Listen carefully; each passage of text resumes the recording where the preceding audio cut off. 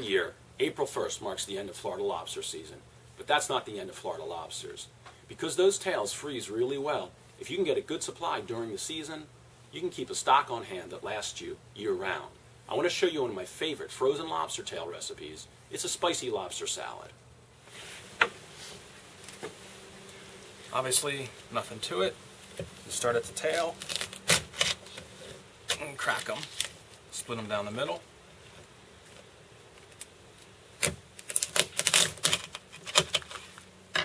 And before you grill them, I like to get them in the oil a little bit. Just a little bit of olive oil. You don't have to marinate them in there. Just get them ready for the grill. A little olive oil and a tiny bit of salt. Sorry, grill aficionados, this is a gas grill. I know people love briquettes.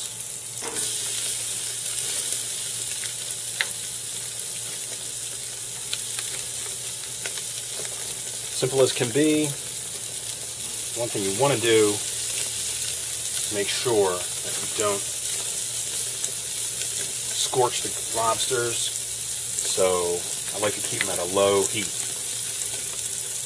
Not too much flame, just a little bit smoky flavor for the spicy lobster salad.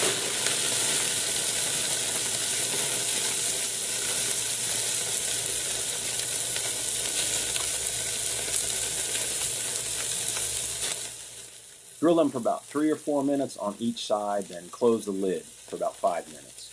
If these were fresh, right out of the water, I might not grill them for a full 10 minutes, but I'd keep them more tender.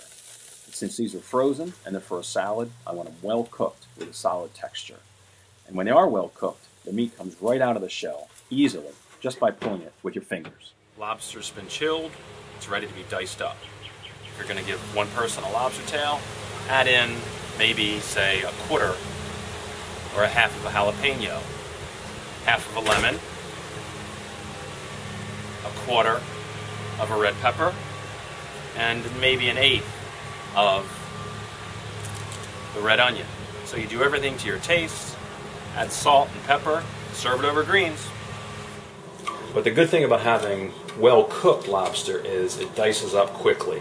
You can serve with these 4 lobster, an appetizer of perhaps 8 dishes, enough for 8 people. Great way for everybody to get a taste of lobster. Add in the mayo to the lobster according to how rich you want the salad.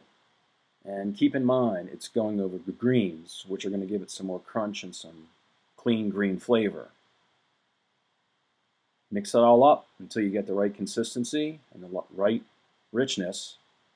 And then next, add the cayenne to your taste and the caper juice. And that caper juice really sharpens up the flavors. A little salt and pepper. Mix. And then mix in the lobster with the veggies, making the proportions of the lobster to the veggies just as you like it. About half and half is about good for me.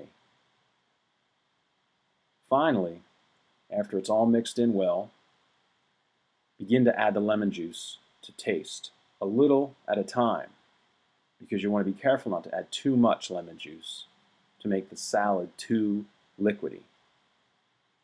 And keep in mind also, when it comes to spicing with the jalapeno and the cayenne, their heat's going to increase as the flavors meld all together. So you don't want to add too much, because you won't even taste their full effect when you first mix the dish.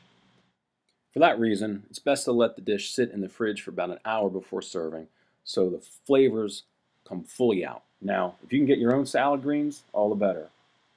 Otherwise, look for a mix of green leaf and romaine lettuce for the salad.